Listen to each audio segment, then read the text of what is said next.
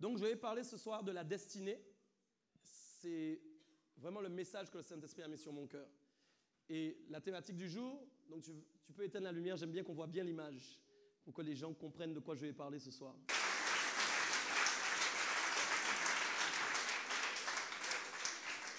J'ai préparé mon message et je ne sais pas si vous avez vu le visage, du moins la tête de ce lion. Quand tu as une tête comme ça devant toi, ou devrais-je dire, je ne sais pas si c'est une gueule qu'on devrait dire, une gueule de lion, je peux t'assurer qu'il n'y a pas de rigolade. J'aimerais te dire qu'en toi, il y a ça. Je peux te l'assurer. En toi, il y a ça.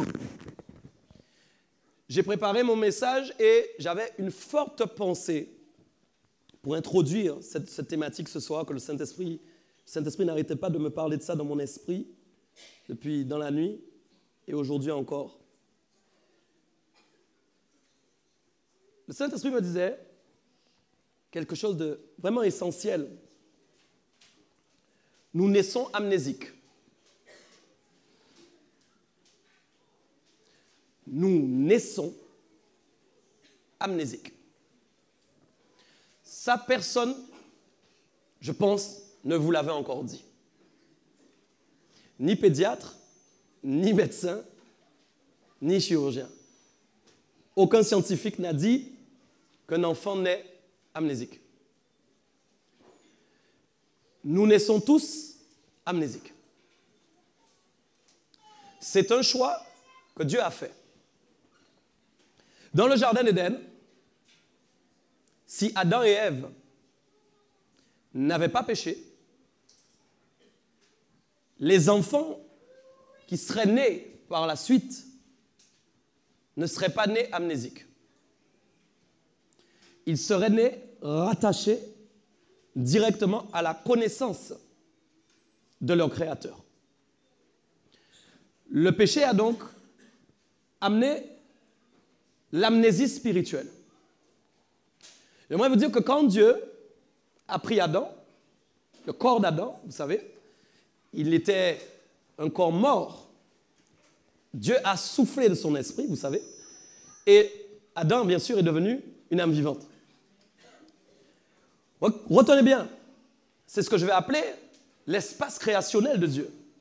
L'espace où Dieu a, le périmètre de Dieu où Dieu a décidé de travailler. Dieu a créé un périmètre, il a posé Adam, et dans ce périmètre, il a travaillé sur l'aspect créationnel.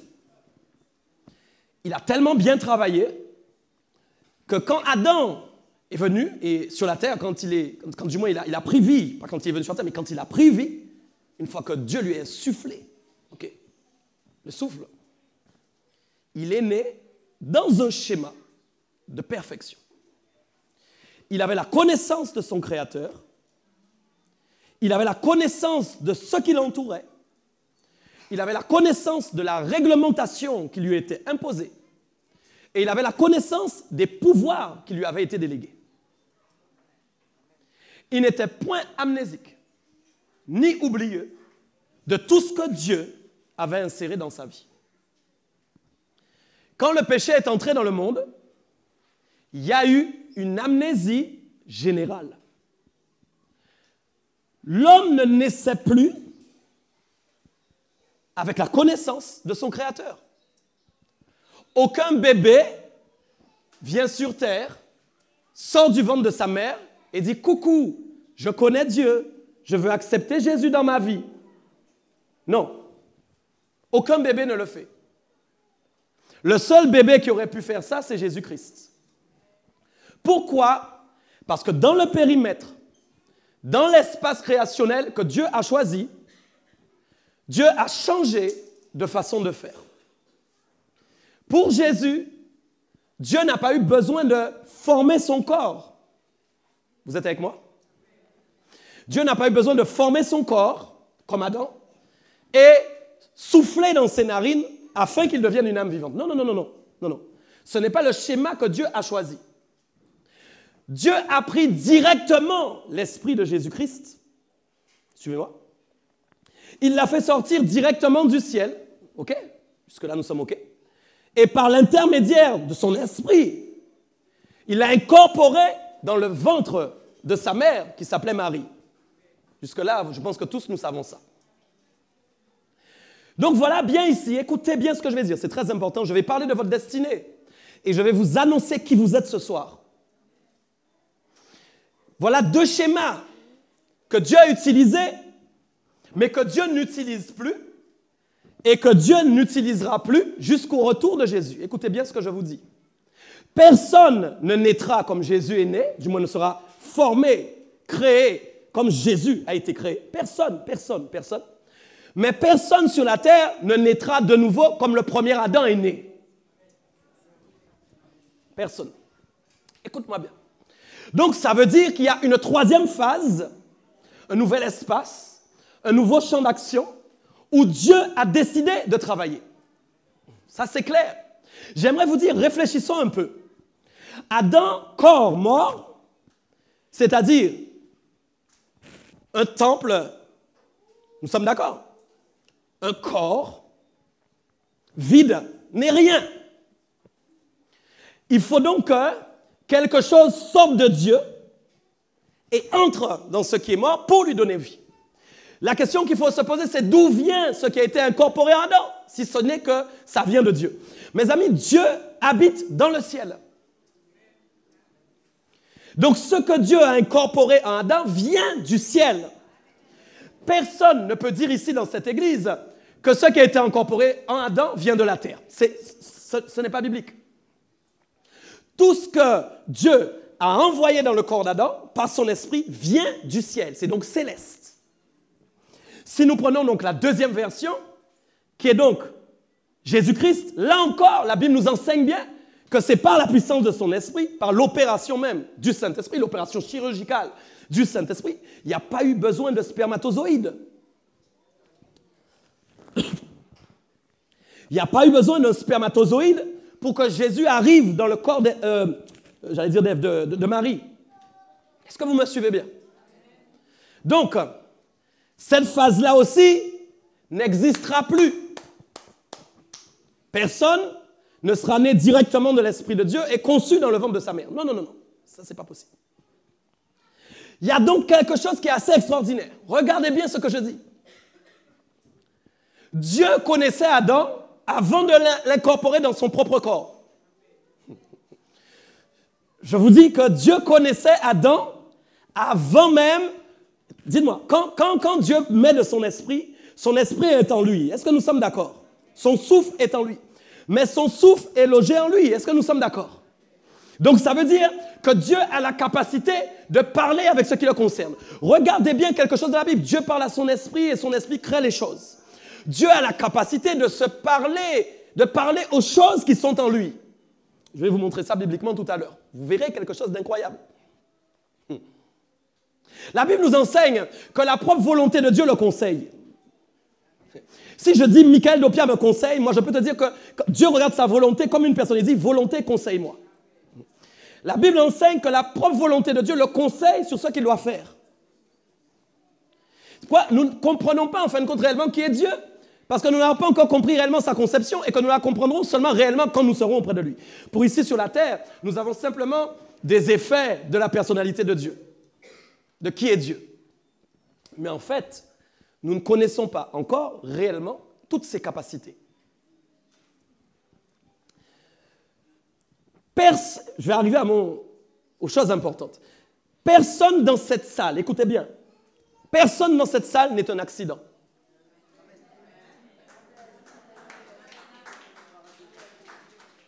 Personne dans cette salle, écoutez bien ce que je vous dis. Personne dans cette salle n'est un accident. Je vais vous le prouver. Personne n'est né par erreur. Je répète, c'est important que je le dise.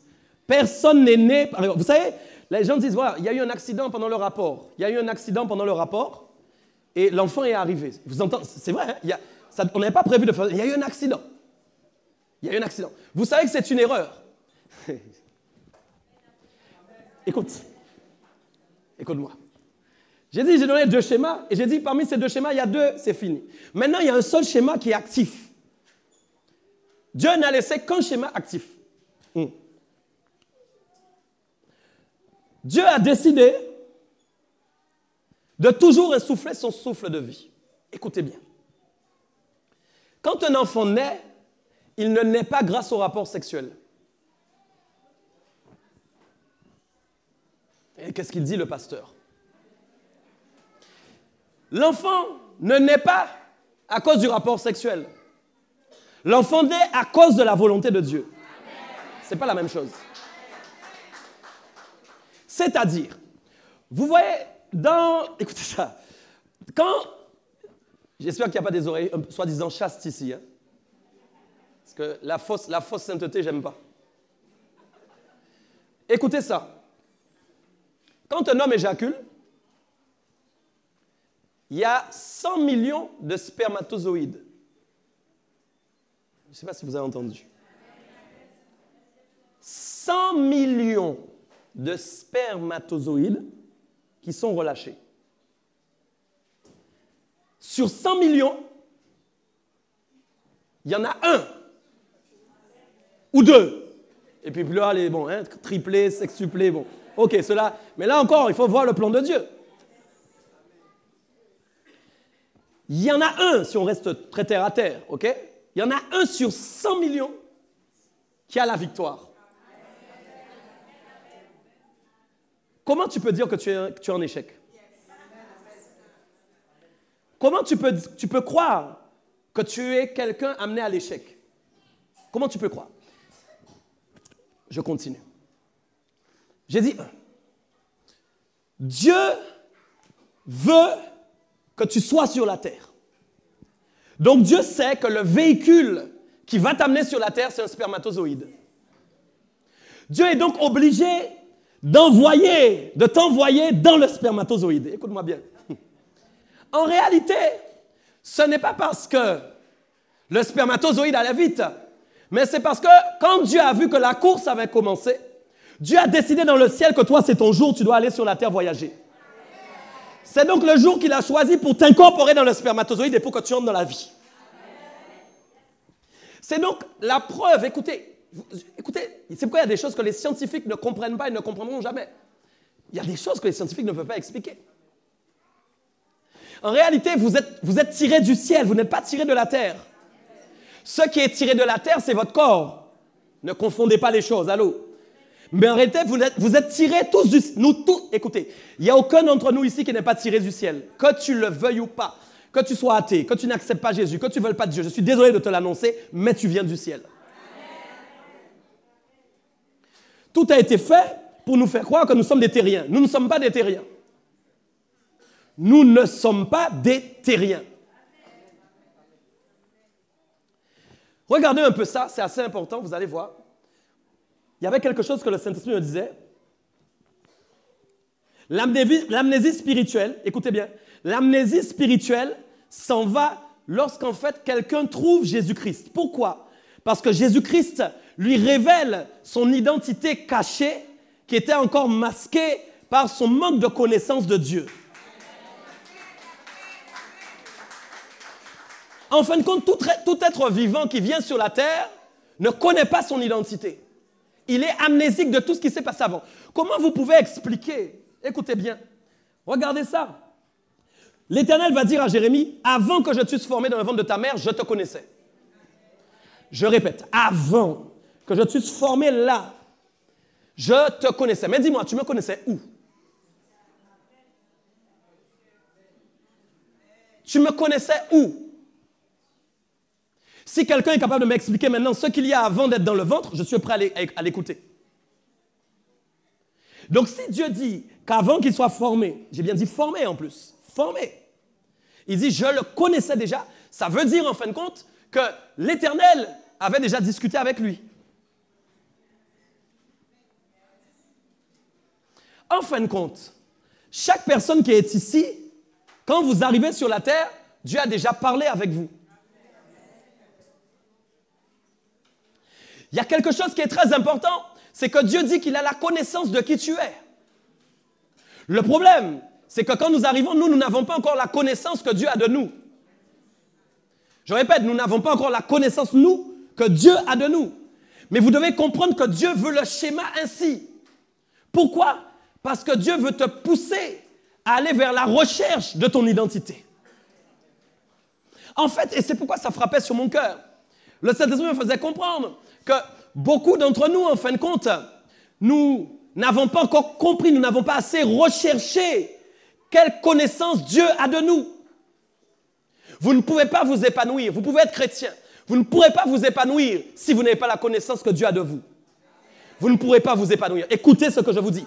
Vous ne pourrez pas vous épanouir. C'est pourquoi nous trouvons beaucoup de chrétiens frustrés.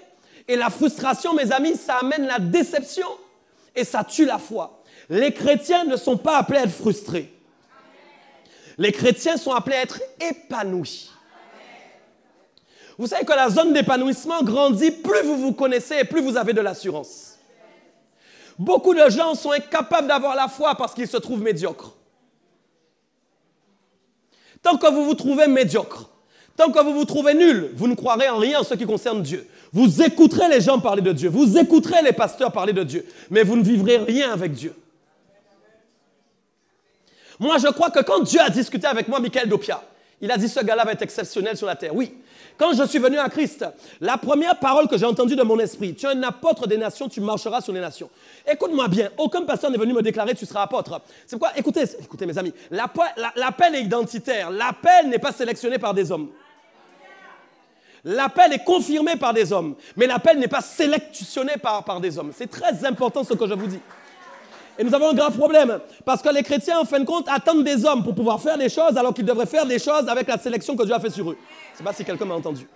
Ça ne veut pas dire que tu n'es pas soumis, mais il y a une différence entre déployer son identité, savoir qui on est et se soumettre aux hommes de Dieu. Ça n'a strictement rien à voir. Je peux déployer mon identité en étant soumis aux hommes de Dieu. Ce n'est pas le problème. Dieu est un Dieu d'ordre aussi. Il n'y a pas de souci. Mais attention à ne pas attendre que certaines choses arrivent pour déployer votre identité. Votre identité ne dépend pas des hommes. Si moi, je devais dépendre des hommes par rapport à mon identité, je serais déjà arrêté. Non, tu ne m'as pas entendu. On m'a dit, je ne suis pas apôtre, je suis autoproclamé. C'est sérieux ce que je vous dis. Vous devez comprendre ça. Je me suis battu pendant des années avec ça. Est-ce que c'est bien ce que tu fais? Est-ce que c'est pas bien? Parce que quand on m'a consacré pasteur. On ne m'a pas consacré apôtre. Mais Dieu m'a dit un jour, avant que tu sois dans le ventre de ta mère, je te connaissais déjà, je t'avais établi apôtre des nations. Écoute, c'est très important, vous devez comprendre ça. C'est pourquoi vous ne devez jamais courir après en fait le titre de ce que vous êtes. Vous devez courir après la manifestation de ce que vous devez révéler sur la terre. Ce n'est pas la même chose. Les gens n'ont rien compris. Ils courent en fin de compte après l'identité pour la montrer. Du moins pour dire qu'ils sont, pardon. Mais ce n'est pas ça la réalité. Vous ne devez pas courir après l'identité pour montrer que vous êtes ça. Parce qu'en fin de compte, ça démontre que vous avez une frustration cachée et que le fait que vous montriez qui vous êtes, les gens font des éloges, la frustration, ça va. Non, c'est faux. Vous devez être, non, content que les gens ne vous reconnaissent pas comme étant ce que vous êtes, mais que Dieu vous reconnaisse comme étant ce que vous êtes. Vous n'avez pas à rougir de quiconque. Non, c'est sérieux. L'identité, c'est la destinée. Et vous ne pouvez pas marcher sans connaître votre destinée. Dieu ne vous a pas envoyé sur la terre pour être aveugle. C'est faux, c'est faux, c'est faux, c'est faux, c'est faux, c'est faux. Quand vous trouvez Christ, vous trouvez le schéma de révélation de votre vie. Je vous assure, c'est sérieux. OK? Donc regardez ça. Je vais revenir juste sur ce texte. Dans Jérémie 1,4,6 que vous connaissez, la parole de l'Éternel me fit adresser en ces mots avant que tu te formé. Donc, bien sûr, dans le ventre de ta mère, je te connaissais. Et regardez bien, deuxième phase, avant que tu fusses sorti de son sein. Ça, c'est une deuxième phase. Quand l'enfant sort du sein, il est déjà formé. OK? Il dit quoi? Je t'avais consacré, je t'avais établi. Allô? Je t'avais consacré, allô? Je t'avais établi. Je répète, je t'avais consacré, je t'avais établi. Je répète, je t'avais consacré, je t'avais établi. Les gens, maintenant, en fin de compte, il y a toutes sortes de choses maintenant dans l'Évangile. Il faut être consacré puis reconsacré. Il faut être établi pour être rétabli. Non. Mes amis, Dieu a dit à Jérémie avant qu'aucun homme passe devant lui, je t'avais consacré, je t'avais établi. En réalité, quand les hommes vous consacrent, ce n'est pas à ce moment-là que vous êtes consacré. Quand les hommes vous établissent, ce n'est pas à ce moment-là que vous êtes établi. Non mais, tu ne m'as pas compris, mon gars. Moi, j'ai été consacré dans le ciel. Tu ne m'as pas compris. Moi, j'ai été établi dans le ciel. C'est-à-dire qu'en fait, j'étais en face de Dieu. Tu étais en face de Dieu aussi, j'étais en face de lui. Et Dieu et moi, nous discutions. Le problème, c'est que quand j'ai été conçu dans le corps, il y a eu l'amnésie spirituelle qui m'a fait oublier tout ce que j'ai vécu dans le ciel avec Dieu. Et c'est voulu par Dieu. Ah, écoute ça. Donc j'ai discuté avec Dieu. Et Dieu m'a dit, voilà, tu vas t'appeler Michael. C'est ça. Et Dieu m'a dit, voilà, tu seras apôtre. Voilà ta mission sur la terre. Voici ta mission. Il m'a donné le document. Allô, tu n'es pas là avec moi. Il m'a donné le dossier. Et c'est pour ça que ça, c'est bon pour vos enfants aussi. Écoutez ce que je vous dis, parce qu'il y a un dossier sur leur vie. Oui, tu dois déclarer ce soir sur ton enfant, sur mon enfant. Il y a un dossier. Déclare-le prophétiquement. Sur mes enfants, il y a des dossiers. Il y a des dossiers qui sont signés avec le Saint-Esprit. Signés avec Dieu. Alors Dieu m'a remis mon dossier. Il a dit, voilà ton dossier, voilà le travail que tu pars faire sur terre. Mais j'étais en esprit, j'avais pleine conscience de ce qui se passait avec Dieu. Mais quand maintenant l'esprit va dans le spermatozoïde, qu'est-ce qui se passe? Il y a toute la perte en fin de compte de la dimension du royaume céleste qui s'établit en fait dans ce qui est, écoutez, matérialisé par ce que Dieu a créé lui-même. Les choses de l'Esprit de Dieu n'atteignent pas la terre. Tu ne m'as pas compris. C'est pourquoi Dieu ne vient pas sur la terre parce qu'il sait que s'il venait, nous sommes à terre là tous. Donc quand les choses arrivent sur terre, il amène un tout petit peu, mais ça se dématérialise sur la terre. Est-ce que tu comprends ça? Et dans la dématérialisation, il y a une amnésie qui se provoque à ce moment-là. Donc quand l'enfant naît, il a oublié tout ce qui s'est passé. Et donc Dieu a prévu à ce moment-là, parce qu'il y a un registre, tu sais, là-haut dans le ciel, bien comme il faut, dans le bureau de Dieu, dans tout ce qui est administratif, il y a des registres avec vos noms. Et il y a la mission qui t'a été donnée. Il y a la mission qui t'a été donnée. C'est pourquoi tu ne peux pas passer à côté de ta destinée. Trop de chrétiens meurent sans être entrés dans leur destinée. C'est grave. Dieu ne veut plus de ça pour toi ce soir. C'est un jour nouveau. Tu ne peux pas mourir sans entrer dans ta destinée. Vous voyez, l'évangile aujourd'hui, on parle de beaucoup de choses. Beaucoup de thèmes, beaucoup de thématiques. Moi, je crois vraiment que la thématique la plus importante, c'est la destinée. Parce que je peux te parler, je peux chasser des démons dans ta vie. Oui. Je peux guérir des maladies dans ta vie. Ok, pas de problème. Je peux te prêcher toutes sortes de messages. Mais si tu ne sais pas qui tu es, tu fais quoi? Dis-moi, tu fais quoi?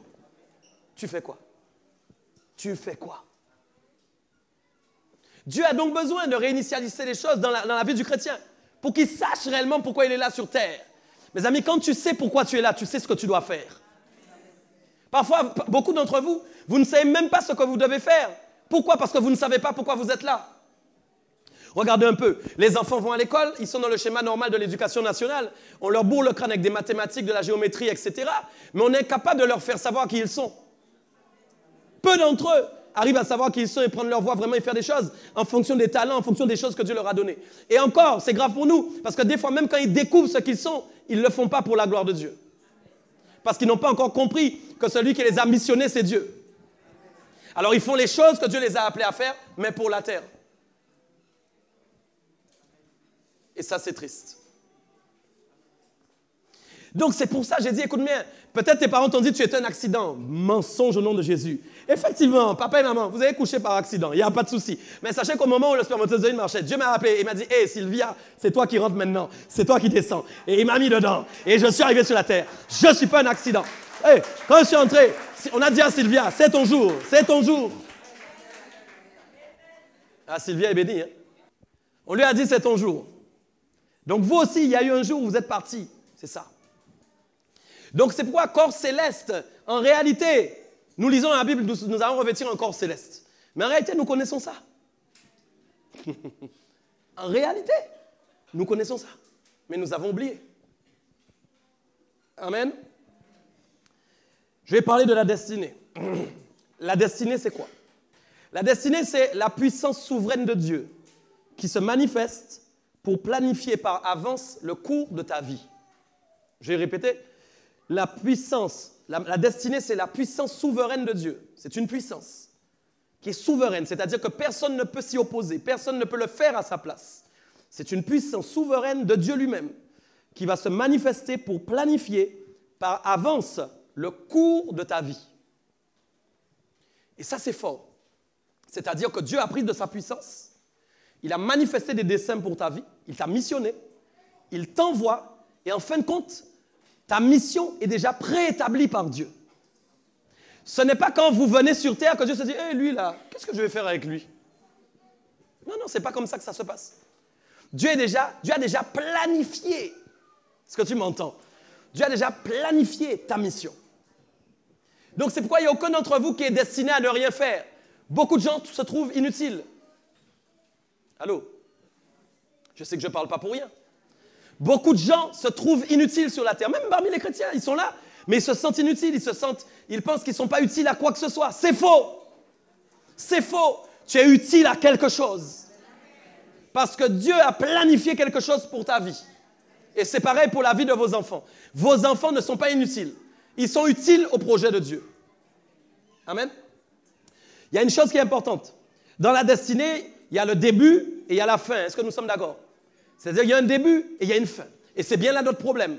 C'est qu'entre le début et la fin, il y a un parcours qui est parsemé d'embûches. C'est là où je vais parler vraiment de notre destinée. Vous allez comprendre pourquoi. Mais en fin de compte, Dieu n'est pas étonné de ce qui est planifié sur le parcours. Dieu sait très bien sur quoi tu vas tomber. Est-ce que vous me comprenez? Allô? Dieu n'est pas surpris. C'est pourquoi ne soyez pas surpris, hein? Comme si vous étiez là en train de brûler la fournaise de ce qui vous arrive. Mais soyez au courant de ce qui est en train de se passer dans votre vie. Il n'y a rien d'étonnant qui est en train de se passer. Il n'y a rien de surprenant. Amen. Écoutez, première chose sur la destinée, j'ai d'abord 5 points que je veux entamer avec vous, vous allez comprendre. Premier point, tu vas dire avec moi, il n'y a pas de hasard. Il n'y a pas de hasard. Le Saint-Esprit me disait, donc vous n'êtes pas un accident, donc c'est pourquoi il n'y a pas de hasard. Le seul accident peut être un rapport, j'avais dit, raté, qui a amené une grossesse. Mais l'esprit que vous êtes n'est pas entré dans un spermatozoïde par accident. Donc au contraire, vous avez été placé par Dieu, vous avez été missionné par Dieu sur la terre. Ça, vous l'avez compris, c'est la première chose. Deuxième point important que vous devez retenir, vous êtes une conception céleste. Dieu a remplacé la conception initiale, effectivement, par la conception sexuelle. C'est vrai. C'est-à-dire qu'au lieu de souffler dans les narines de l'homme, comme j'ai dit tout à l'heure, il souffle maintenant dans ce spermatozoïde qui va à la victoire. Donc vous devez absolument rechercher ce que Dieu pense de vous. On l'a dit. Deuxième point. Troisième point que je n'ai pas encore entamé qui est important. En Christ, les liens familiaux sont brisés. Je parle toujours de destinée, écoute-moi bien. En Christ, je répète, les liens familiaux sont... Vous ne devez jamais cultiver des liens familiaux. Je suis en train de parler de choses qui vous empêchent d'entrer dans votre destinée. Beaucoup de chrétiens cultivent les liens ancestraux. Ah. Mais écoute-moi. Moi, Dieu m'a dit, je suis libre. Vous savez, je suis très... Écoutez, il y a des fois, je suis simple avec Dieu. Dieu m'a dit, tu es libre. Non. Dieu m'a dit, je suis libre. Vous n'avez pas l'air convaincu de ça. Hein? Pourquoi tu veux me faire marcher avec des chaînes? Pourquoi tu veux me faire croire que je suis lié? Non, au contraire, Dieu m'a donné le pouvoir de lier et de délier les gens qui sont liés. Ça, c'est pas pareil. Même moi, Dieu m'a dit, vous connaîtrez la vérité va vous libérer. Elle va vous affranchir. Dieu m'a dit, tu n'es plus esclave. Pars maintenant, cours. Pourquoi tu veux m'enchaîner? Écoutez, mais je vais arriver. Dans quel sens? Et comment, en fin de compte, l'ennemi vous fait croire ça? Et comment il travaille en réalité? Écoutez. Souvent, le malin, écoutez bien ce que je dis, souvent le malin essaye de reproduire des schémas qui se sont opérés précédemment chez nos ancêtres. Parfois, vous n'avez pas besoin d'aller bien loin, il suffit que vous regardiez à votre père ou à votre mère, peu importe s'ils sont encore en vie, et vous regardez à eux, et vous n'avez jamais remarqué que parfois des choses qu'ils ont vécues, on aurait dit que ça veut se rapprocher de vous. Non, vous n'avez jamais remarqué ça. L'ennemi a cette capacité de prendre des choses dans la famille et de se dire, en fin de compte, ça s'est passé comme ça pour grand-mère, ça va se passer aussi comme ça pour toi. Vous n'avez pas compris. Il prend le papa et puis il dit, ça s'est passé comme ça pour papa, mais ça va se passer aussi comme ça pour toi. Tu es là ou pas? D'accord, d'accord. Vous n'êtes pas la copie de ceux qui vous ont précédés. Vous n'êtes pas la copie de ceux qui vous ont précédés, car peut-être n'ont-ils jamais, écoutez ce que je dis, ils n'ont peut-être jamais pu révéler leur identité céleste, mais vous n'êtes pas appelés à faire comme eux. Je vais réexpliquer. Quand un papa maintenant fait quelque chose et que l'ennemi veut opérer dans la même dimension, pourquoi? L'ennemi, vous savez que l'ennemi ne se complique pas la vie. L'ennemi, en fin de compte, est un recopieur, un photocopieur professionnel. C'est-à-dire qu'en fait, il prend des situations, il dit tout simplement, je vais y refaire la même chose. Bon, on dirait que vous n'êtes pas convaincu de ça. Il prend, il dit, je vais y refaire la même chose. Ça a marché là, donc ça a marché avec Jean-Paul, ça va forcément marcher avec Bernard aussi. L'ennemi est simple. Mais j'aimerais vous dire que le problème qu'il y a eu, c'est que votre papa qui vous a précédé, il y a une chose qui vous différencie de lui et c'est pourquoi vous n'avez aucun lien avec lui. Ce qui vous différencie, je parle pour ceux qui ne sont pas chrétiens, parce que tant mieux si votre famille est chrétienne, mais je suis en train de donner un exemple que vous puissiez comprendre.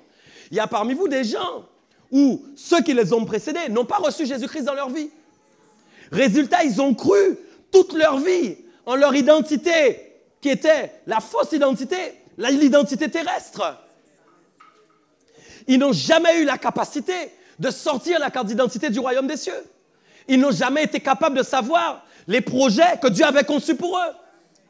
Donc, résultat, qu'est-ce qui s'est passé? Ils n'ont jamais pu manifester l'identité que Dieu avait prévue pour eux. C'est pourquoi ils ont échoué. Si donc toi, tu sais que tu as reçu la révélation de qui tu es, il est impossible que tu fasses comme ceux qui n'ont pas reçu cette révélation. C'est impossible. Parce que toi, tu as en toi une chose qu'eux, ils n'avaient pas. Tu as pu découvrir la discussion que tu avais avec Dieu avant que tu sois sur la terre. C'est pourquoi il y a des gens, tant qu'ils n'ont pas la découverte de ces choses, ils ne peuvent pas comprendre. Est-ce que tu me comprends? Donc, vous n'êtes pas liés à vos ancêtres. Non, non, non, non, non, non, non, non. Mes amis, nous restons liés à nos ancêtres tant que nous sommes comme eux. Mais quand maintenant tu sors ta carte d'identité du citoyen du royaume des cieux, mes amis, ce n'est plus la même chose. Parce que celui qui a sa carte d'identité du royaume des cieux, il sait ce qu'il est venu faire sur terre. Il ne croit pas qu'il est lié. Il ne croit pas qu'il est attaché à quoi que ce soit. Au contraire, il croit qu'il est délivré et il sait qu'il avance en vainqueur. Mes amis, mais tant que vous croyez que vous êtes enchaînés, vous serez enchaînés. Il faut comprendre que les amnésiques spirituels n'ont aucune connaissance de toutes ces choses. Je disais oui, chose importante, merci Saint-Esprit. Là, vous savez, parfois vous n'avez pas la foi pour les bonnes choses, mais vous pouvez avoir la foi pour les mauvaises choses. La foi est automatiquement créatrice. Ne croyez pas que la foi crée des choses seulement quand c'est bien. Si vous vous dites que vous êtes enchaîné, si vous croyez que vous êtes esclave, mais mes amis, mais vous serez esclave. Donc moi, même si on vient me voir et qu'on me dit « Hey, j'ai eu un rêve où tu étais enchaîné. » Ah bon? Mon gars, ton rêve a un problème. Peut-être tu as rêvé de ça, mais moi, ce n'est pas ce en quoi je crois. Je ne mets pas ma foi dans ton rêve. Pourquoi tu veux venir avec tous tes rêves? Tu m'as vu enchaîner, tu m'as vu bâillonner, tout ce que tu veux. Mon gars, ce n'était pas moi que tu avais vu, c'était une copie. C'était une copie que tu as vue. Ce n'est pas moi que tu as vu, ce n'est pas moi. C'est pas moi, c'est pas ça que la Bible dit de moi. Non, non, non, non. Moi, je suis libre. Après, si toi, tu décides de t'enchaîner toi-même, ça, c'est encore un autre sujet. Peut-être on va te voir enchaîner alors. Ça, c'est un autre sujet. OK. Donc, comprenez que dans votre destinée, mes amis, quand votre destinée est révélée, il n'y a pas de lien. Mes amis, c'est terminé. D'ailleurs, Jésus-Christ a combattu pour vous. Jésus-Christ a combattu à la croix pour vous. Pourquoi? Pour que vous soyez libres. Mes amis, vous imaginez comment la mort de Christ serait vaine après avoir fait tout ça et que les chrétiens sont encore enchaînés. Mes amis, mais à quoi ça sert? Donc, Jésus est venu en vain. Nous-mêmes, nous rabaissons la puissance de Dieu quand nous faisons ça. C'est grave, c'est grave, c'est grave. Vous savez, quand vous croyez que vous êtes enchaîné, le diable viendra avec ses démons. C'est une faille, c'est une porte d'entrée que vous lui laissez. Vous dites, on y va les gars, il croit qu'il est enchaîné. On va l'enchaîner. Quand, en fin de compte, vous faites des rêves concernant votre descendance, vous faites des rêves bizarres, vous avez des rêves de mort, je n'en sais rien, des grands-mères, des grands-pères, vous voyez dans des maisons bizarres, etc. Je sais que ça arrive à des gens parmi nous ici. C'est simplement que le diable est en train de réclamer des choses, d'amener une oppression sur vos vies pour vous faire croire que vous n'êtes pas réellement révélés. Écoute, tu ne m'as pas entendu. Je vais te donner une autre image. Tu es là avec moi? Quand un voyageur du ciel descend sur la terre, tu sais quel transport, et qu'il arrive, le diable sait qu'un nouveau citoyen vient d'arriver. Il se dit quoi? Il se dit, il faut que ce citoyen-là ne sache jamais d'où il vient. Donc, qu'est-ce qu'il fait? Il parfait les choses qui sont sur la terre. Vous n'avez pas entendu. Vous ne m'avez pas compris. C'est pourquoi je parle à quelqu'un. Écoutez, quand maintenant le voyageur arrive, le diable est prêt. Hey, il y a tel voyageur qui est arrivé, il y a tel voyageur. Mais le diable connaît certains dossiers. Pourquoi il y a des enfants parmi vous, vous avez été combattus dès la naissance. On a voulu vous faire mourir tout de suite. Pourquoi? Parce que le diable savait quel dossier qu'il y avait dans le ciel sur ta vie. Avant même que toi tu saches, le diable savait. Résultat, comme maintenant le voyageur arrive, oui, parce que si tu n'as pas encore compris que tu es un voyageur, la prophétesse a compris ça depuis longtemps. Hein? Tu n'auras qu'à voir son adresse email, tu verras, voyageur céleste. C'est pas une blague, ça fait des années. Donc quand le voyageur arrive, le diable se dit quoi? C'est pourquoi le diable a mis un schéma sur la terre. Il a travaillé sur la terre. Pourquoi? Pour que les gens se sentent terriens. En fait, il fait tout pour que vous ne vous rappeliez jamais de votre identité. Donc les hommes sont là sur la terre, croyant que la terre, ils sont en fin de compte, oui, des terriens, ils croient qu'ils sont des terriens, et que tout ce qu'il y a sur la terre est bon. Vivons, vivons, vivons, nous allons mourir demain. Les gars ne voient pas, ils sont aveuglés, parce que le diable sait à quoi ils sont appelés. Donc comprenez que quand maintenant le voyageur, vous savez, il retrouve la mémoire, tu es là ou pas? Qu'est-ce qui se passe? Vous voyez quand le diable va vous lâcher comme ça? Il va vous combattre pour vous faire croire que vous n'êtes pas cette personne. Et qu'est-ce qu'il va faire? Il va faire des oppressions. Et vous marchez là-dedans. Vous avez des rêves bizarres. Non, quand vous avez les rêves bizarres, quand on vient vous attaquer dans votre sommeil, c'est là que vous devez vous lever au nom de Jésus et dire, mon gars, tu t'es trompé de dossier. Tu es mal tombé avec moi. Je sais qui je suis. Tu essaies de me faire croire que je suis cette personne, que j'ai des liens héréditaires. Mais c'est faux. Je m'appuie sur la parole de Dieu parce que je crois que Jésus-Christ est mort pour mes péchés, que le sang a coulé et qu'à travers la croix du calvaire, les dominations étaient dépouillées, les autorités tous en livré en spectacle. Plus d'autorité, plus de pouvoir, plus de force. C'est pourquoi je suis convaincu que tout ce que tu fais est faux. Alors vous avez commencé à vous lever une fois, 2 fois, 3 fois. Le gars, il va fermer son dossier, résister au diable et il fuira loin de vous. Il va commencer à dire, ce gars-là, il a trop compris on est obligé de trouver notre tactique. Pousse le diable à trouver d'autres tactiques envers toi. Allô, personne ne m'a entendu. Pousse le diable à trouver d'autres tactiques envers toi. Je vois le gars changer de stratégie comme ça. Il change de stratégie tout le temps. Là, il est dans une nouvelle stratégie. Là. Depuis quelques jours, il a une nouvelle... Mais il a oublié quelque chose. C'est que je suis connecté au royaume des cieux. C'est-à-dire que j'ai une reconnexion divine avec le patron du ciel. Et donc, il m'avertit toujours par avance des choses qui vont arriver. Je ne suis pas surpris donc de la situation qui m'arrive. Mais je la regarde simplement en lui disant, tu ne m'étonnes pas du tout. Tu ne m'étonnes pas du tout. Je sais qui tu es. Tu ne mourras pas. Je marche par la foi et non par la vue. La foi me permet de voir ce qui est dans le ciel. Je ne suis pas aveuglé par ce que je vois sur la terre. Mais ma télévision se trouve dans le ciel. Mon écran géant est dans le ciel. Il diffuse 24 heures sur 24 des films concernant ma vie où je réussis sans cesse. Je saute des obstacles. Je saute des montagnes. Je passe des épreuves. Et je réussis toujours dans ce film. Je ne me suis jamais vu en échec dans ce film. Sur la terre, parce que les choses sont conditionnées par un système terrien. Les gens croient que j'échoue, mais ils vont bientôt pleurer parce qu'ils vont voir ma réussite au nom de Jésus-Christ. Et c'est ton partage, c'est ta provision, c'est ce que Dieu a décidé pour toi. C'est ce qu'il a décidé pour toi. Dieu permettra même que la terre croie en fin de compte que tu es en train d'échouer. Oui, mais le ciel croit que tu es en train de réussir pendant ce temps. Et le ciel se réjouit comme ça, il dit, pendant qu'ils croyaient qu'ils étaient en train de perdre la guerre. Et oui, il s'est levé, maintenant il va gagner. Est-ce que tu me comprends bien? Vous savez, tout change en fonction de l'angle de vue qu'on a des choses. Tout change à ce moment-là, c'est sûr. Donc vous ne devez pas croire aux mensonges du diable. Quatrième point, je ne serai pas comme mes pères.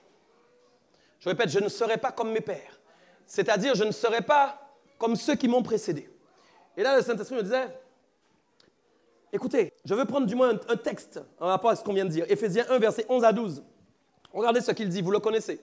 Il dit, en lui, nous sommes aussi devenus héritiers, ayant été prédestinés, suivant la résolution de celui qui opère toutes choses d'après le conseil de sa volonté, afin que nous servions à la louange de sa gloire, nous qui d'avance, écoutez bien, nous qui d'avance avons espéré en Christ. Mais j'aimerais te dire, quelle avance? Nous qui d'avance quoi?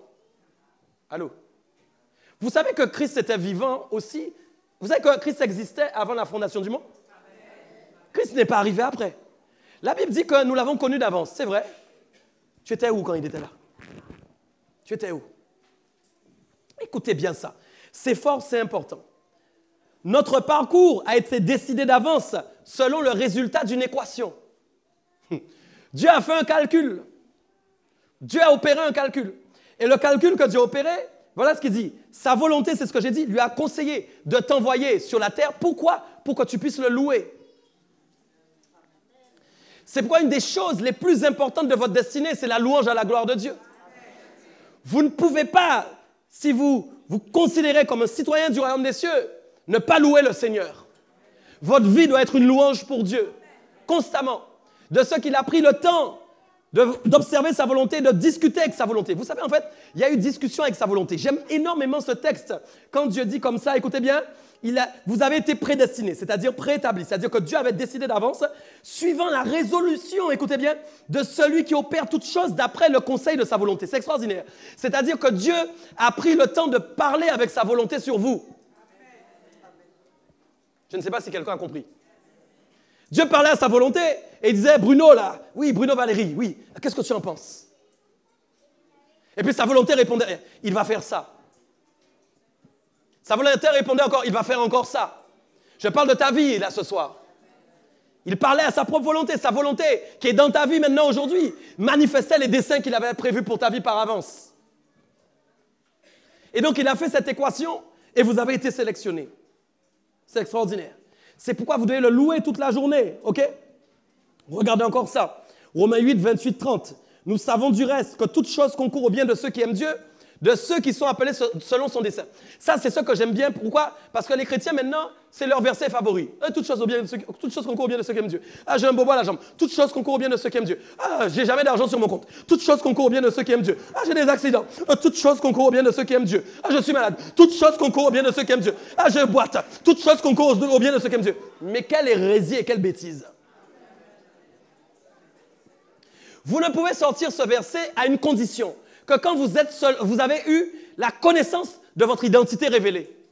Pourquoi? Écoutez ce que le verset dit. Regardez bien ce que le verset dit. Je ne dis pas des bêtises. Toute chose concourt au bien de ceux qui aiment Dieu, de ceux qui sont appelés selon son dessein. Ça veut dire en gros des personnes qui ont déjà eu la révélation des desseins de Dieu pour leur propre vie. Des personnes qui ont déjà compris réellement quel dossier Dieu leur avait affecté et comment ils sont préétablis sur la terre pour réagir sur la terre et faire de grandes choses selon la dimension que Dieu a prévue pour leur vie. Ça veut dire quoi? Ces desseins-là permettent de dire à ce moment-là, quand je sais où je vais, vous ne pouvez pas dire « toute chose concourt au bien de ceux qui aiment Dieu » alors que vous ne savez même pas s'il faut aller à droite. Les gens marchent comme des aveugles. Ils ont crise de vie. J'ai Jésus, je suis chrétien, je loue le Seigneur. Mais tu sais, je suis incapable de prendre des décisions. Travail zéro, j'arrive pas à trouver. Je ne sais pas quelle vie. Je me trouve nul. Je ne sais pas. Je ne sais jamais quelle décision je peux prendre. Hey, tu crois que je peux faire ça? Tu crois que je peux faire ça? Dieu ne t'a pas amené pour être un hésitant. Dieu t'a amené pour être convaincu. Tout ce qui n'est pas conviction est péché. Dieu n'est pas dans le manque de conviction. Ta vie doit être une conviction incarnée. Ta vie doit être une conviction incarnée. Dieu n'a pas amené d'hésitation dans ta vie. Vous savez, Dieu n'a jamais hésité dans tout ce qu'il faisait avec vous. Il y a aucun... peut-être, ouais, dessinateur. Non, aviateur. Bon, tu sais, finalement, quand je regarde bien, je crois qu'il sera clochard. Et les gens sont clochards. Et puis, c'est Dieu. Dieu a voulu que je sois clochard. Bien sûr, nous pouvons être pauvres, ce n'est pas ça le problème. Mais est-ce que ça veut dire qu'on doit rester pauvre? Oui, il y a des gens qui mourront pauvres, c'est la vie, c'est vrai. Mais toi, est-ce que c'est ton partage? Je ne sais pas. Dieu se glorifie dans différents domaines. Mais moi, ce n'est pas mon partage.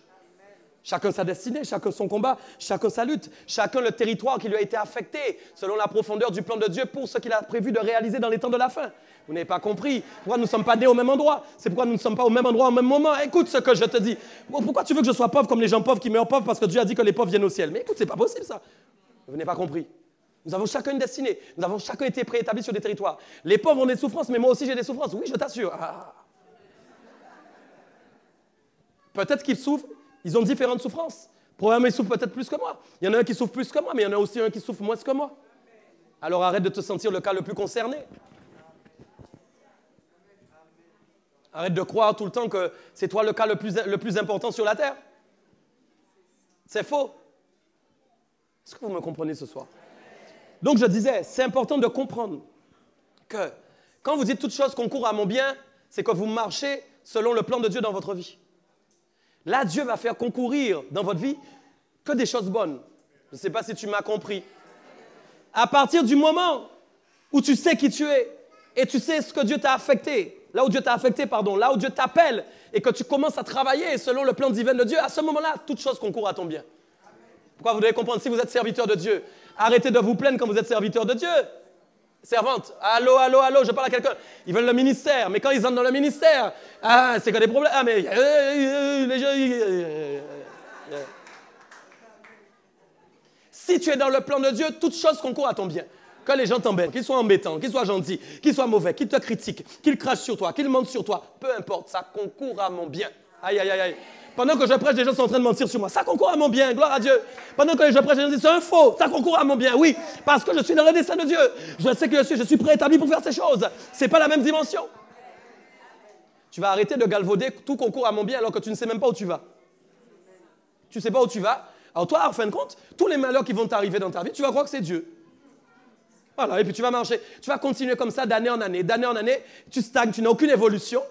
Et tu te poses des questions. Okay. Car ceux qu'il a connus d'avance, ceux qu'il a connus d'avance, c'est ce qu'il avait dit à Jérémie, vous vous rappelez? Il les a aussi prédestinés. Donc quand Dieu vous connaît d'avance, il vous a forcément prédestiné, c'est-à-dire il vous a forcément préétabli. Quand Dieu vous connaît en avance, il a déjà établi le schéma tactique pour vous sur la terre. C'est déjà fait. Vous n'avez plus qu'à aller le chercher en fait. Il les a aussi prédestinés à être semblables à l'image de son Fils. Ça, j'aime beaucoup. Dans tout ce qu'il a choisi de faire, dans tout ce qu'il a préétabli par avance, il a aussi choisi que vous puissiez ressembler à Jésus. D'accord? Afin que son Fils fût le premier-né entre plusieurs frères. Voilà. C'est pourquoi nous sommes frères avec lui. Et ceux qu'il a prédestinés, il les a aussi, je l'ai dit tout à l'heure, appelés, il les a aussi justifiés. Et ceux qu'il a justifiés, il les a aussi glorifiés. Mais je vais vous annoncer quelque chose. Voilà pourquoi aussi nous n'allons pas bien loin dans la dimension de gloire de Dieu. Les gens chantent, Seigneur, je veux voir ta gloire. Seigneur, fais-moi voir ta gloire. C'est ça, hein? J'ai peur de chanter. Hein? Seigneur, fais-moi voir. C'est ça? Ta gloire. Regarde-toi et tu verras la gloire de Dieu. Vous n'avez pas dit Amen, vous ne croyez pas. Mais c'est ça le problème. C'est qu'en fait, l'ennemi a réussi à matérialiser dans notre esprit une façon de travailler avec Dieu qui est complètement mensongère. C'est quoi l'esprit de religiosité? Travaille beaucoup dans l'église. Alors, comprends bien que quand les gens, par exemple, viennent à l'église et ils ne ressentent jamais la gloire de Dieu, ils ne voient pas la gloire de Dieu. Parce que peut-être, nous pouvons être 50 à ressentir. Même ce soir, il y a peut-être des gens entre nous qui n'ont pas senti pendant que moi j'étais... Il y a des gens qui n'ont rien senti. Ouais. Dieu se manifeste de différentes manières. Et une des façons de manifester sa gloire, c'est d'abord dans la vie de l'homme. Donc, quand Dieu t'a appelé, première phase, il t'a appelé, c'est vrai, non? Deuxième phase, il t'a justifié, c'est-à-dire il a opéré dans ta vie pour que tu vives selon sa réglementation. C'est comme ça qu'on est justifié. C'est-à-dire qu'on arrive à un stade où on plaît à Dieu. C'est ça la justification. Et donc forcément, quand on arrive au stade où on obéit à la réglementation de Dieu, c'est-à-dire qu'on plaît à Dieu, on est automatiquement glorifié. C'est la Bible, c'est pas moi qui l'ai dit. Mais c'est pas moi. Vous avez peur que Dieu se glorifie. Vous êtes glorieux. On n'a tellement pas dit aux gens qu'ils sont glorieux que les gens ont peur. Vous voyez la fausse humilité. La fausse humilité. Le diable utilise la fausse humilité. Tu ne peux pas dire que tu es glorieux. Tu ne peux pas dire que tu es glorieux. Tu es en train de voler la gloire de Dieu. Mais je ne suis pas en train de voler la gloire de Dieu. Je suis simplement en train de dire que Dieu m'a donné sa gloire. Il l'a mis en moi. Pourquoi? Pour que je sois un représentant de sa gloire sur la terre. Ce n'est donc rien qui m'appartient. Ce n'est pas orgueilleux. Ce n'est pas vrai. Ce serait de la fausse humilité d'essayer de dire que vous n'êtes pas glorieux. Dieu a dit, c'est glorifié en vous. Alors, résultat, les gens aiment les fausses humilités. Vous savez? Non, il ne faut pas dire ça. C'est ça la vérité. Les gens c'est une fausse humilité. Vous savez que Dieu, ça ne marche pas la fausse humilité avec lui. C'est faux. Pourquoi il y a des sujets même que les gens même n'entrent même pas dedans. Parce que pour eux, c'est, oulala, qu'est-ce qu'on est en train de faire? C'est un sacrilège. Vous savez, tout ce qui compte le plus, c'est votre cœur, mes amis. Préserve ton cœur plus que toute autre chose. Quand Dieu voit que vous dites, Dieu se glorifie en moi, je suis glorieux, mais qu'il connaît votre cœur, qu'il sait que vous êtes humble, et que s'il sait que c'est lui que vous aimez, Dieu n'a aucun problème. Mais c'est sûr que si vous commencez à dire, je suis glorieux, et que Dieu n'est même plus dans votre cœur, et que vous avez pris tout ce qui le concerne pour vous, là, il y a un problème. Mais si vous avez un vrai cœur pour Dieu, il n'y a aucun souci. D'accord? Donc c'est pour ça que Dieu a dit, il l'a aussi connu d'avant, j'avais dit, voilà, il vous a justifié, il vous a glorifié, il vous a appelé. D'accord? Il y a une chose encore qui est importante dans la destinée, c'est que dans la destinée, Dieu nous a appelés à ne plus pécher, mes amis. Allô?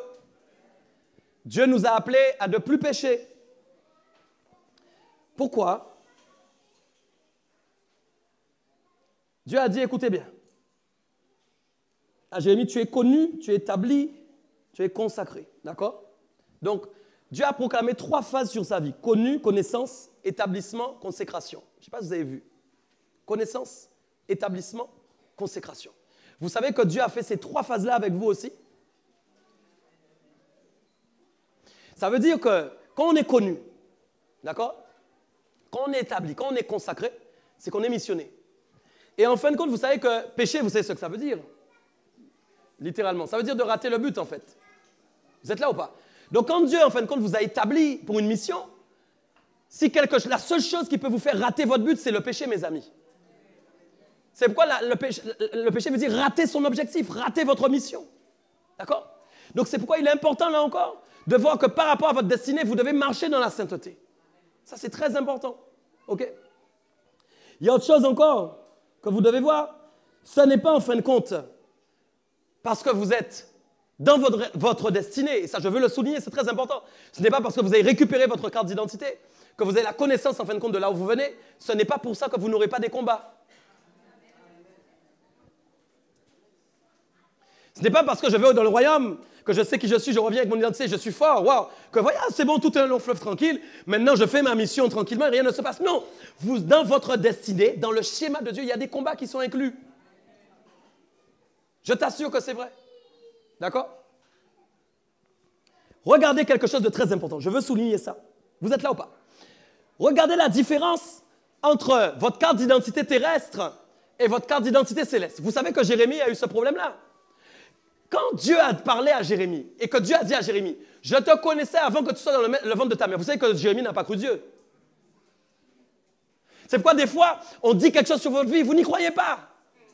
Pourquoi? En réalité, ce n'est pas que vous n'y croyez pas. Votre chair ne veut pas y croire. Ah, écoute ce que je te dis. Quand on déclare, en fin de compte, prophétiquement, des choses spirituelles sur vos vies, votre chair ne veut pas entendre ça. Parce que votre chair veut que vous gardiez votre identité charnelle. C'est pourquoi il y a une chose que Jérémie a faite.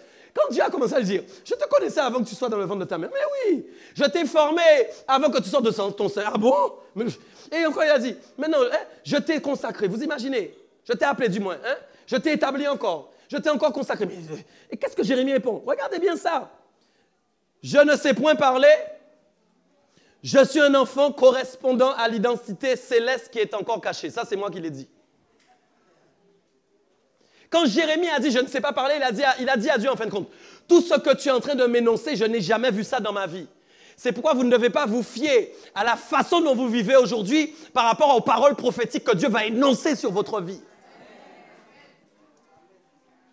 Pourquoi? Parce que vos habitudes vont vouloir grignoter sur ce que Dieu a prévu sur votre vie. C'est pourquoi, regardez bien quelque chose, chacun nous avons des défis. Non, ce n'est pas vrai. Souvent, ma chair me démontre que je ne peux pas être celui que Dieu veut que je sois. Aïe, aïe, aïe, aïe. Souvent, ma chair va me démontrer que je ne suis pas ce qu'on a prophétisé sur ma vie. Pourquoi il y a des gens parmi vous, écoutez ce que je vous dis, vous ne parlez pas beaucoup. Il y a des gens là, ici, dans cette salle, vous ne parlez pas beaucoup. On dit de vous que vous êtes timide. Déjà, c'est une hérésie totale. La timidité n'existe pas. Je l'ai dit, je l'ai enseigné déjà. La timidité, ça n'existe pas. Écoutez, il y a des gens parmi nous ici, vous avez peur de parler, vous avez peur de vous exprimer. Et pourtant, Dieu va dire, c'est toi qui vas proclamer l'évangile dans la rue. Mais quand même tu vas entendre cette parole-là, tu vas dire, mais c'est pas possible. Regarde mon instruction, regarde mon éducation, regarde ce qu'on m'a appris. Mais si tu crois en ton éducation, si tu crois en ton instruction, tu ne pourras jamais entrer dans la destinée céleste qui est prévue pour ta vie. C'est pourquoi à un moment, il ne faut pas regarder à ce que tu es, mais il faut regarder à ce que Dieu est en train de déclarer sur ta vie. Et il faut le récupérer pour que Dieu commence à manifester en toi. C'est pourquoi tu dois te révolter contre ces choses. Jérémie lui-même a commencé à dire, mais je ne sais pas parler. Mais le gars me dit, hey, je suis consacré, je suis établi. Il m'a appelé. Et puis regarde-moi. C'est ce qui vous arrive le plus souvent.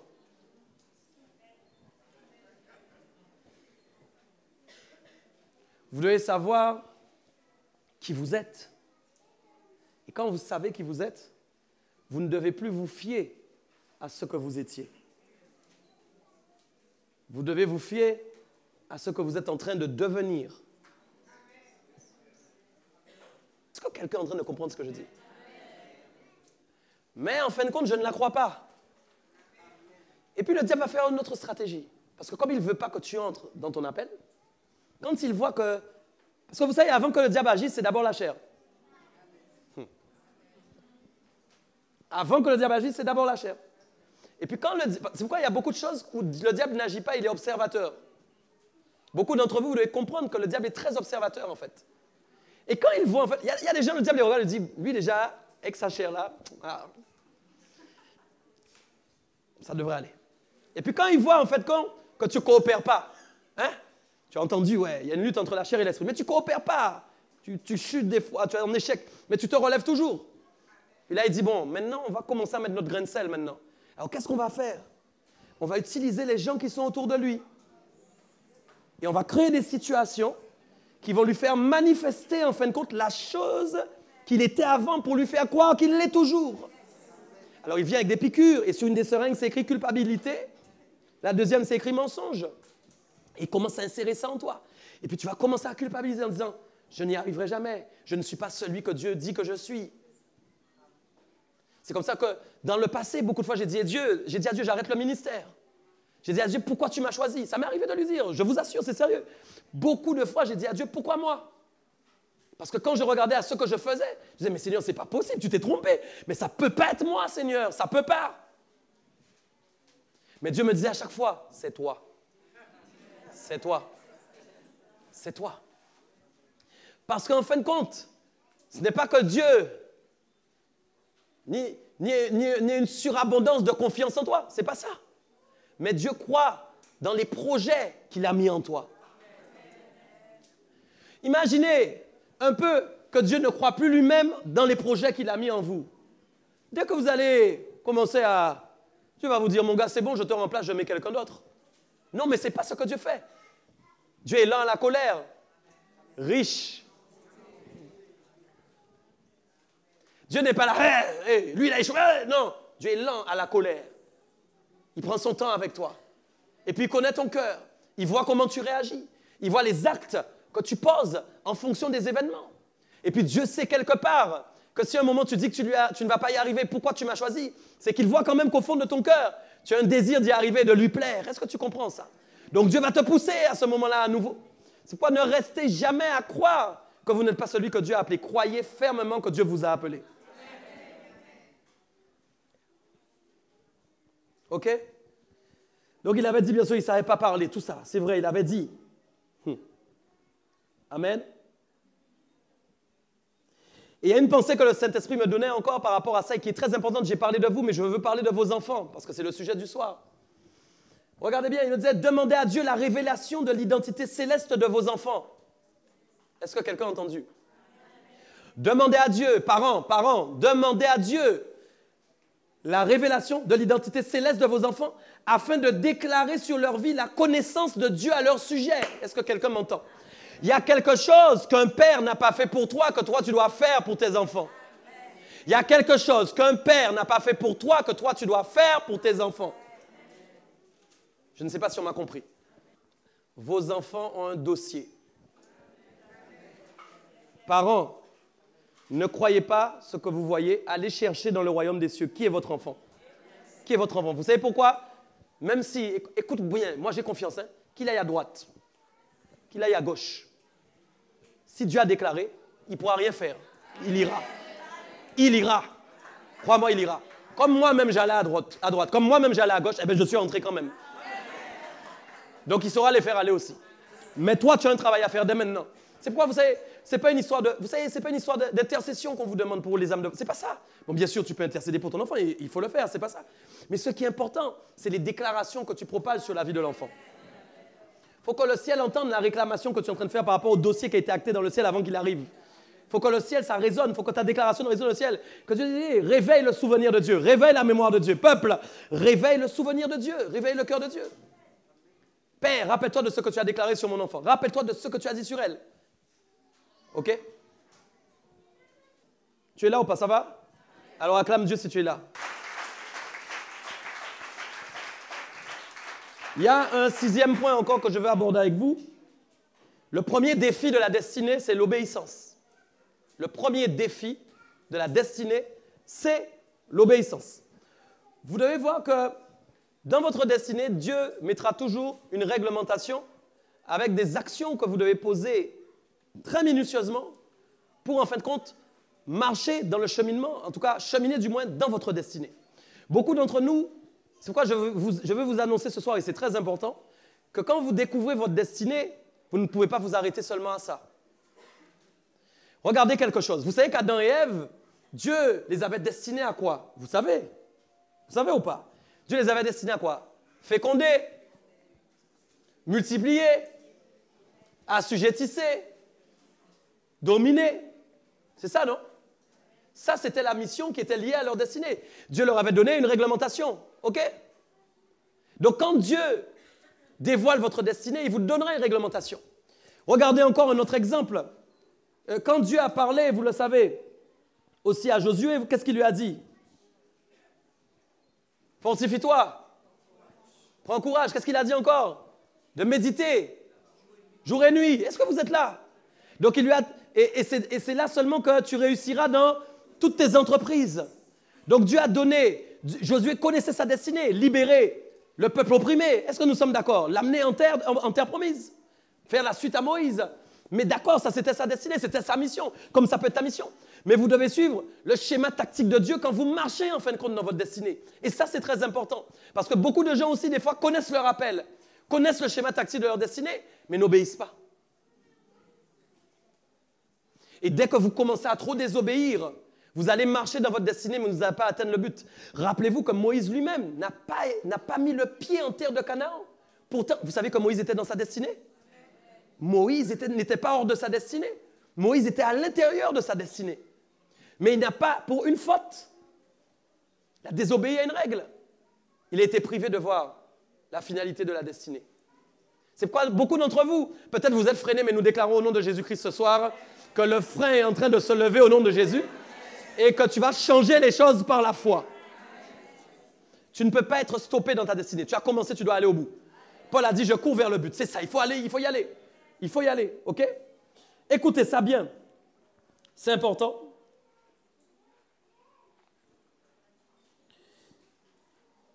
Donc, le premier défi de la destinée, je disais, c'est une grande obéissance. Et vous savez que l'obéissance, ça passe par beaucoup de choses. L'obéissance, ce n'est pas seulement obéir à Dieu parce que Dieu te parle. L'obéissance, ce n'est pas simplement obéir aux versets bibliques que tu lis. Mais obéir à Dieu, c'est obéir dans toutes les dimensions dans lesquelles il veut que tu obéisses. Même quand, par exemple, le pasteur te dit « fais telle chose ». Même quand, par exemple, ton supérieur au travail te dit « fais telle chose ». Quelle que soit la dimension, tu dois amener l'obéissance dans ta vie. Vous savez que vous pouvez travailler. Vous savez, attention, ne soyez pas sélectif dans les dimensions de l'obéissance. C'est très dangereux. Il y a des gens, ils obéissent bien dans un domaine. Ils sont à l'église là, puis ils obéissent bien. Ils font tout ce que le pasteur dit, ils font tout ce que le diacre a dit, tout ce que la prophétesse a dit, il fait ça, il fait ça, il fait ça. Puis quand le gars est au travail, il obéit à rien. Vous savez que peut-être que dans le schéma tactique de Dieu, par rapport à la destinée de cette personne, Dieu a prévu en fin de compte d'ouvrir une porte spéciale dans son travail. Et qu'en fait, il est en train de travailler dans l'église, mais qu'en fait, la porte qui doit s'ouvrir, c'est dans son travail. Mais comme il n'obéit pas au travail, la porte est toujours fermée. Vous n'avez pas compris ce que je suis en train de dire. Je suis en train de te dire que tu ne peux pas obéir dans certains domaines seulement. Ne soyez pas des grands obéissants à l'église et des grands désobéissants dehors. Soyez obéissants partout où vous êtes. Vous ne savez pas là où Dieu va créer une brèche. Vous ne savez pas par rapport à votre destinée, là où Dieu va créer quelque chose qui va vous faire avancer, qui va vous propulser. Vous ne savez pas, vous ne savez pas. Est-ce qu'on se comprend? Donc l'obéissance. Et enfin, dernier point pour terminer. Et ça, c'est le plus important pour moi parce qu'on en a parlé depuis 3 semaines, mais c'est les oppositions à la destinée. J'ai dit tout à l'heure que vous pouvez être effectivement dans votre destinée, mais sachez bien que dans votre destinée, il y a aussi des oppositions. Je dirais même mieux, ça a été mal dit. Vous êtes destiné à faire face à des oppositions. Je ne sais pas si on s'est compris. En fait, je suis en train de dire que quand vous marchez dans votre destinée, les épreuves, les obstacles qui viennent s'opposer, les choses qui arrivent devant vous, ce ne sont pas des choses que Dieu découvre à ce moment-là. Dieu sait par avance qu'il va y avoir des choses. Et donc, nous sommes destinés à y faire face. OK? Regardez bien ça. J'aime beaucoup ce texte. Je vais finir sur ça. 1 Thessaloniciens 1. Qu'est-ce que j'ai dit? 1 Thessaloniciens Verset 1 à 5, pardon. Bon, bref, je vais le lire et je le donnerai à la fin tout à l'heure. Je ne sais plus c'est quel chapitre. C'est dans 1 Thessaloniciens en tout cas. Verset 1 à 5. Donc il dit, on va le trouver tout à l'heure. C'est pourquoi impatients que nous étions et nous décidant à rester seuls à Athènes, Paul parle, nous envoyâmes Timothée notre frère, ministre de Dieu dans l'évangile de Christ, pour vous affermir et vous exhorter au sujet de votre foi. D'accord? Si quelqu'un le trouve, il pourra le dire. Afin que personne ne fût ébranlé au milieu des tribulations présentes. Car vous savez vous-même que nous sommes destinés à cela. Allô? Nous sommes destinés à cela. Paul est en train de dire que nous sommes destinés à faire face à des tribulations. Donc, vous ne pouvez pas être étonné en fait des épreuves auxquelles vous faites face, mes amis.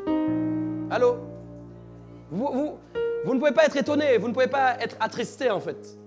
Parce que Dieu, Paul a dit lui-même, il a expliqué que, voilà, c'est dans le schéma en fait.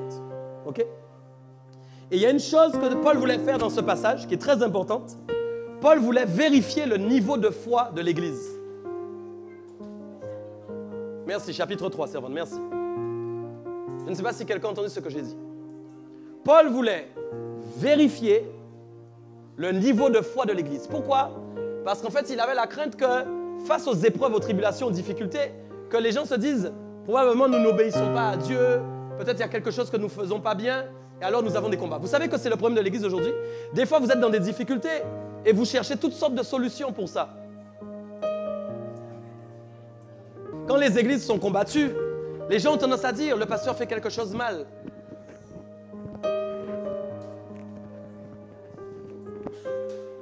Non, je ne sais pas si vous m'entendez. C'est là où on voit que l'Église a un gros problème d'enseignement. Vous savez que même si le pasteur fait les choses extrêmement bien, qu'il aura quand même des tribulations. Vous savez que même si vous écoutez bien, je vais briser quelque chose, une fausse doctrine dans ton esprit. Ne croyez pas parce que vous obéissez à Dieu à la perfection. Dieu m'a demandé de 1 à 5, de faire 5 points. Je fais les 5 points, mais pourtant j'ai des tribulations. C'est pas normal, j'obéis à Dieu. Ce n'est pas parce que vous obéissez à Dieu que vous n'aurez pas de combat. Vous savez que Jésus a obéi à Dieu toute sa vie? Ah, Jésus a obéi à Dieu toute sa vie. Et qu'est-ce qu'il a eu des souffrances, mes amis? Alors Paul a dit à l'église de Thessalonique à ce moment-là, vous devez comprendre que vous êtes destinés à faire face à des tribulations dans votre vie. Alors Paul s'est dit, apparemment je dois vérifier que la foi de l'église ne soit pas comment ébranlée. Ébranlée, c'est quoi? C'est-à-dire que les gens sont en train de tomber. Et c'est souvent ce qui arrive. Quand il y a des combats, les gens sont en train de tomber. Alors que c'est à ce moment-là qu'ils devraient raviver la foi normalement. Pourquoi? Parce qu'ils n'ont pas encore compris que dans leur destinée, il y a des tribulations. Et c'est comme ça qu'après, le diable arrive à faire stratégiquement, à mettre des choses, des divisions, des luttes dans le corps de Christ. Est-ce que vous comprenez ça? Pourquoi? Parce que les gens n'ont pas conscience que dans les temps que nous vivons, qu'en fin de compte, nous avons été délégués pour ça, pour faire face au combat. Mais je vais te dire que le guerrier que Dieu a choisi, c'est toi. C'est toi que Dieu a choisi. Oh, bien sûr, évidemment, nous ne voulons pas, nous sommes conscients, bien sûr, qu'il y a des gens qui font n'importe quoi dans les églises, c'est pas ça le problème. Mais il y a aussi des gens qui veulent faire la volonté de Dieu. Il y a aussi des gens qui ont à cœur d'entendre la voix de Dieu et faire comme Dieu leur a dit de faire. Oui, oui, oui. Mais ce n'est pas pour autant qu'ils ne sont pas combattus. Les tribulations, les combats ne sont pas un signe de désobéissance. Non, non, c'est un signe simplement que tu es dans ta destinée. Ah, ah. Écoute-moi bien, si jamais tu es là sur terre et que tu n'as aucun combat, moi je crains pour toi que tu n'es pas dans ta destinée. Je crains pour toi. Vous savez qu'aujourd'hui on peut vivre le christianisme sans combat. Bon, tu sais, je vais choisir le pays qui est le plus tranquille. On m'a dit que le Canada c'est pas mal. Mais je crois qu'il y a des pays plus tranquilles encore que le Canada. Moi je crois qu'il y en a des plus tranquilles. Alors je vais aller tranquillement dans ce pays-là. Hein? J'ai calculé, il n'y a pas de tremblement de terre là-bas. Quand je regardais, les cyclones n'arrivent pas là-bas. Tu es là avec moi ou pas? J'ai regardé, il n'y a pas de persécution. Les gens peuvent prêcher dans la rue sans problème. Il n'y a pas de combat. Là-bas, l'évangile, tu peux prêcher, on ne te dira rien. Même la police vient prêcher avec toi. Il n'y a aucun problème. Puis j'ai regardé encore, il y a du travail, il y a des emplois. Il y a des emplois. Je pars là-bas. Je pars là-bas. Je pars là-bas. Oui, c'est ma destinée. C'est là que je dois aller. Et puis je vis tranquille. Je bronze au soleil. C'est tranquille. Et puis les gens m'appellent. On a des combats, tu sais, en Guadeloupe. Ah, mon gars, à moi, je suis dans ma destinée. C'est tranquille. J'évangélise tous les jours. J'ai un bon salaire à la fin du mois. Tout est tranquille. Oh, tu sais, c'est génial. C'est magnifique. Ne cherchez pas des endroits où vous allez vivre dans la paix. mais vivez là où vous êtes avec vos guerres. Alors, ne cherchez pas des pays où il y a la paix, mais vivez là où vous êtes avec vos guerres. Je répète, vivez là où vous êtes avec vos guerres. Et allez au combat au nom de Jésus-Christ.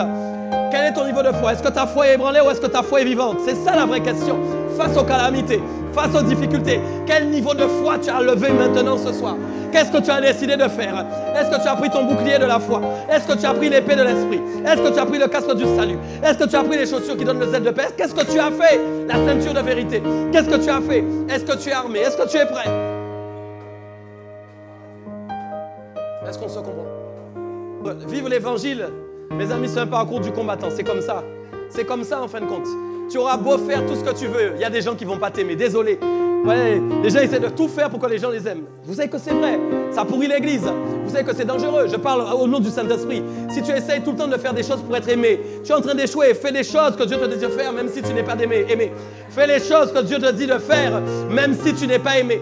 Fais les choses que Dieu te dit de faire, même si tu n'es pas aimé. Ne cherche pas à être aimé pour que les gens t'aiment. En cherchant à être aimé, tu vas faire des choses pour plaire aux hommes, mais tu ne seras jamais en train d'enfanter ta destinée. Tu seras en train d'enfanter la destinée de ce que les gens veulent voir. En gros, tu es en train de faire une fausse destinée qui plaît aux gens afin que les gens fassent des éloges. Tu ne peux pas faire ça. Tu dois faire ce que Dieu te demande de faire, même si les gens ne t'aiment pas.